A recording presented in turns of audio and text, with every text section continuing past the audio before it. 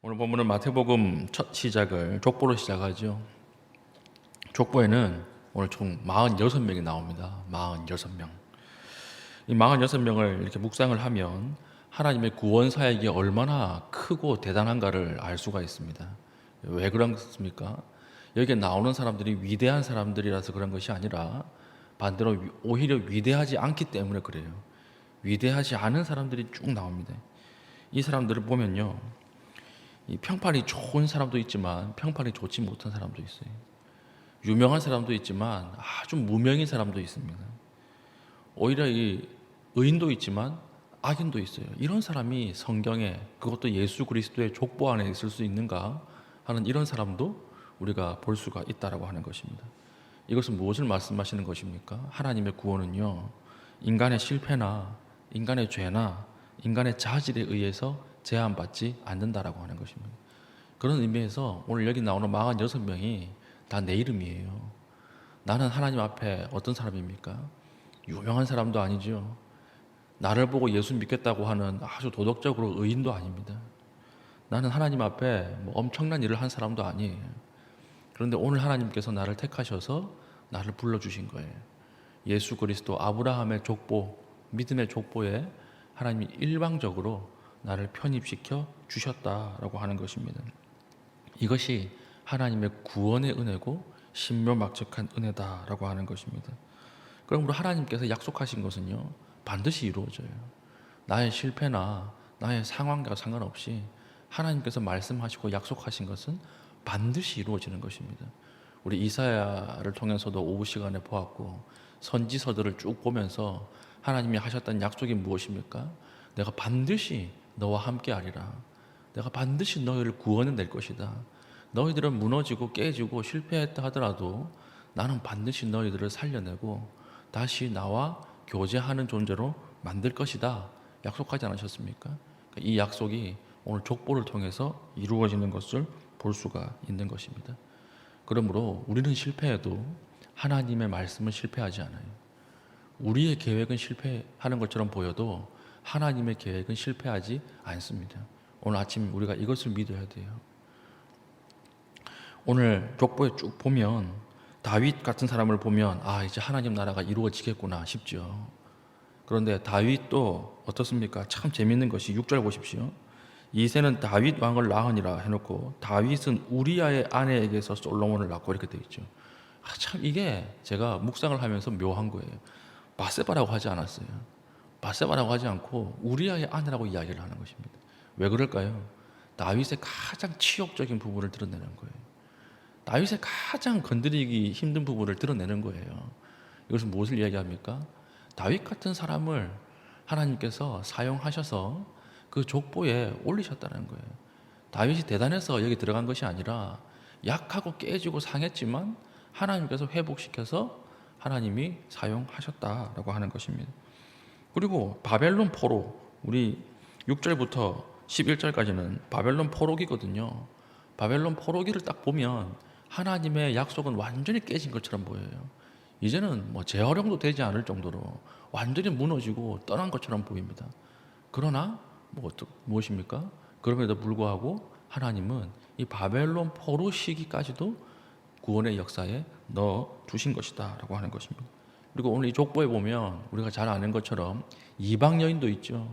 이방의 하나님을 모르는 여인이 족보 안에 들어와서 족보를 형성하고 있는 것입니다. 그러니까 우리 눈에 하나님의 구원이 끊어진 것처럼 보이고 우리 눈에 하나님의 계획이 실패한 것처럼 보이지, 하나님이 말씀하신 것은 반드시 이루어진다라고 하는 것입니다. 우리 기도할 때 소망이 무엇입니까? 하나님의 말씀이 임하면 언젠가는 이루어진다는 거죠. 그것을 붙잡고 오늘 기도할 수 있기를 바랍니다. 우리 눈에 보인다고 해서 빨리 절망하지 마십시오. 우리 눈에 실패한 것처럼 보인다고 해서 빨리 포기하지 마십시오. 왜 그렇습니까? 하나님이 포기하지 않으신 것을 우리가 포기할 수 없잖아요. 오늘 돌아오지 않은 남편들, 돌아오지 않은 자녀, 돌아오지 않은 아내, 포기하지 마세요. 목사님 20년째 기도하는데 안 돌아옵니다. 올해 1년 더 하세요.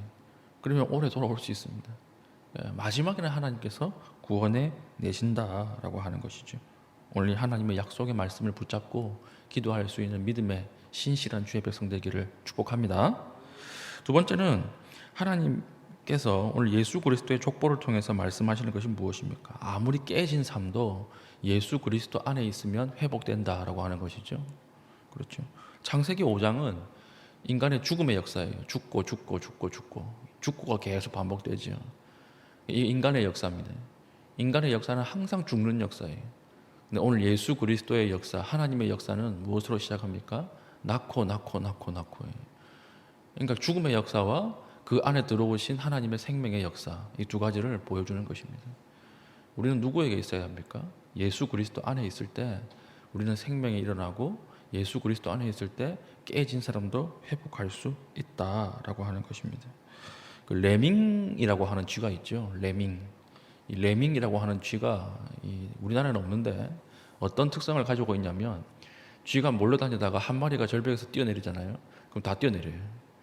앞에 사람이 뛰어내리면, 앞에 쥐가 뛰어내리면 보고 있다가 뒤에 쥐가 또 뛰어내리는 거예요.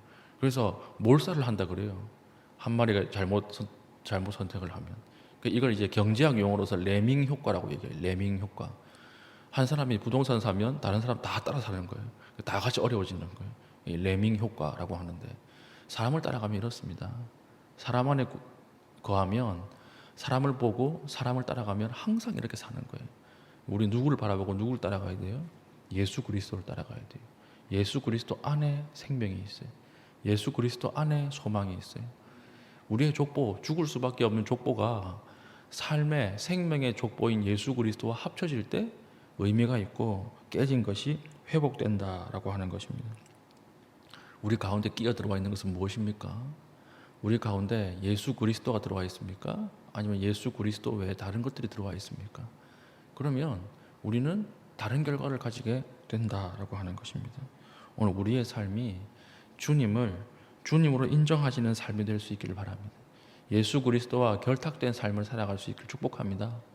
예수 그리스도로 인해서 우리의 삶의 가치가 드러나는 그런 인생이 될 수 있기를 축복합니다. 오늘 우리에게 하나님 주신 최고의 축복이 무엇입니까? 최고의 축복은 나의 죽음으로 향해 가는 나의 족보, 인생이 생명의 예수 그리스도의 족보 안에 들어왔다라고 하는 거예요. 그것을 붙잡고 하나님 앞에 담력을 가지고 기도할 수 있는 우리 갈매교회 신실한 주의 백성 되기를 축복합니다. 아멘. 기도하겠습니다. 우리 다 같이 기도할 때에, 하나님, 오늘 내 삶을 통해서 주님이 주님 되신 내 삶 가운데 드러나게 하시고 온전케 하여 주시옵소서. 기도하시고, 우리 깨어진 삶이 있습니까? 깨어져 버린 삶을 회복하기를 원합니다. 회복할 때 예수 그리스도 앞으로 나아갈 수 있는 힘을 주시고 담력을 허락하게 달라고 우리 하나님 앞에 기도하신 이후에 개인적인 기도의 제목을 가지고 기도하시고 자유롭게 돌아가시겠습니다.